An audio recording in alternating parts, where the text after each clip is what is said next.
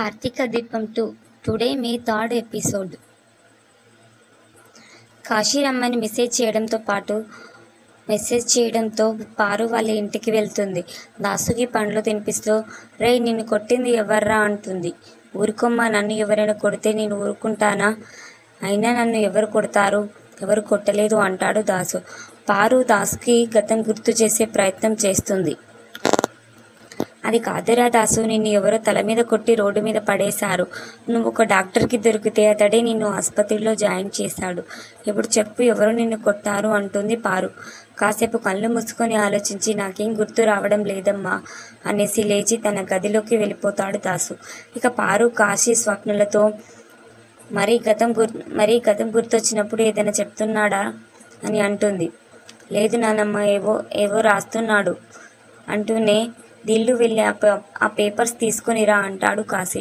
స్వప్న ఆ పేపర్స్ తెచ్చి ఇవ్వగానే కళ్ళజోడు సవరించుకొని చదువుతుంది పారు. కొట్టింది వదలను వారసురాలు అని చదివి బిత్తరపోతుంది. ఇప్పుడు వారసురాలు అంటాడు. అన్యాయం జరిగింది అంటాడు. ఆ వారసురాలు ఎవరో?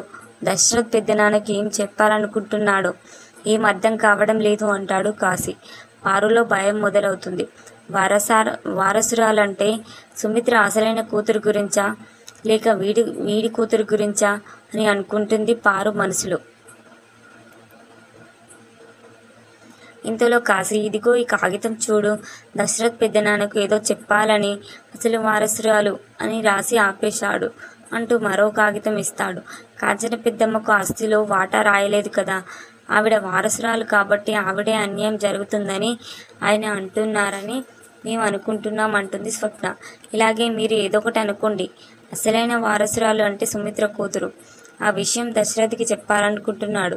మొత్తం కాగితాలు చూసినా కూడా వీళ్ళకి ఏం అర్థం కాలేదు అనుకుంటుంది పారు మనసులో. నీకు ఏమైనా అర్థమవుతున్నాయా నానమ్మ అని అంటాడు కాశీ. అర్థమవుతాయిరా, ఈ ప్రపంచంలో ఈ పారుకు అర్థం కానివి ఏమీ లేవు. ఏవి ఆ పేపర్స్ కూడా ఇలా ఇవ్వు అని అందుకొని వీటిని నేను తీసుకొని వెళ్తాను. బాగా స్టడీ చేసి ఇవేంటో కనిపెడతాను అంటూ కంగారుగా అక్కడి నుంచి వెళ్ళిపోతుంది. ఇంటికి వెళ్ళి తన గదిలోకి వెళ్ళి భూతద్దం పెట్టుకొని మరీ ఆ పేపర్స్ని చూస్తూ ఉంటుంది. కొట్టింది వదలను వారసురాలు అని చదువుతూ ఉంటుంది దాసు రాసిన పేపర్స్ని. ఇంతలో జో అటుగా వెళ్తూ పారును చూసి ఆగిపోతుంది. దగ్గరికి వచ్చి ఇంటికి రాని అని అడగడంతో పారు మామూలుగానే ప్రతి పేపర్ చూపిస్తూ, మీ నాన్న రాసిన రాతలే, అర్థం కాక చూస్తున్నాను. కొట్టింది వారసురాలు అంటున్నాడు. వారసురాలు కొట్టడం ఏంటి? పైగా దశరథ్ అన్నయ్య అసలైన వారసురాలు అంటూ ఆపేశాడు. అంటే అసలైన వారసురాలు ఎవరో దాసుకి తెలిసిందా అంటూ పారు మాట్లాడుతూనే ఉంటుంది. జో బిత్తరపోయి చూస్తూ ఒక్కో పేపర్ నాన్నకు గతం గుర్తొస్తుంది. మర్చిపోయేలోపే దీప అసలైన వారసురాలు అని చెప్పాలనుకుంటున్నాడు అని అనుకుంటుంది జో. ఇంకేం రాశాడు అంటుంది జో కంగారుగా.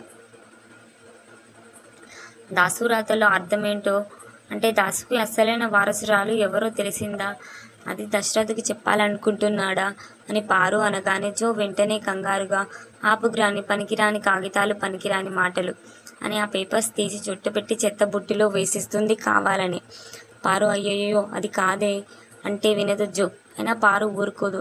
మామూలుగా వాడి రాతల్లో నాకు ఒకటి అర్థమైంది. దాసుకి ఖచ్చితంగా వారసురాలు ఎవరో తెలిసే ఉండాలి. అది బయటకు రాకుండానే ఎవరో ఏదో చేశారు అని అంటుంది పారు నమ్మకంగా. పారు మాటలకి జో కంగు తింటూనే ఉంటుంది.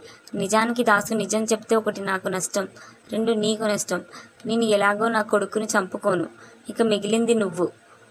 కానీ ఏమైనా అంటూ అనుమానంగా చూస్తూ అడుగుతుంది పారు. ఆపుగ్రాని, నీ కొడుకు నీ మీద ప్రేమ లేకపోయినా ఆయనంటే నాకు గౌరవం ఉంది. అప్పట్లో వారసురాలని కనిపెడతానని ఛాలెంజ్ చేసి వెళ్ళాడు కదా, కనిపెట్టి ఉంటాడు. రోడ్డు ప్రమాదంలో తలకు దెబ్బ తగిలితే మీరంతా హత్యా ప్రయత్నం అనుకుంటున్నారంతే. గతం గుర్తొచ్చినప్పుడల్లా వారసురాలు ఎవరా అని రాస్తున్నట్లున్నాడు అంతే అంటూ కవర్ చేస్తుంటుంది జో. ఇక పారు, అది కాదే మీ నాన్న అంటూ ఏదో చెప్పబోతుంటే, ఆపుగ్రాని, బుర్రపాడు చేసుకోకు, నువ్వు వెళ్ళు అంటూ అరుస్తుంది జో. దాంతో పారు అంతే అంటావా అంటూ వెళ్ళిపోతుంది.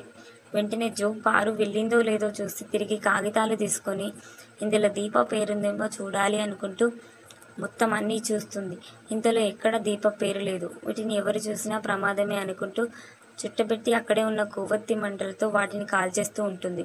అప్పుడే పారు తిరిగి వచ్చి చాటుగా జోని చూస్తుంది.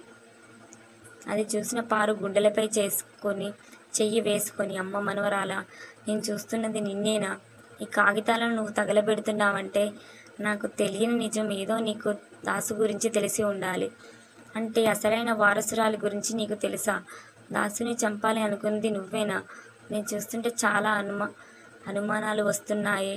నా కొడుకుని చంపాలనుకుంది నువ్వే. అయితే నేను వదిలిపెట్టిన జ్యోత్స్న, నీ మీద ఒక కన్నేసి ఉండాలి. నువ్వేదో దాస్తున్నావు, అది నేను తెలుసుకోవాలని ఫిక్స్ అయ్యి అక్కడి నుంచి జారుకుంటుంది.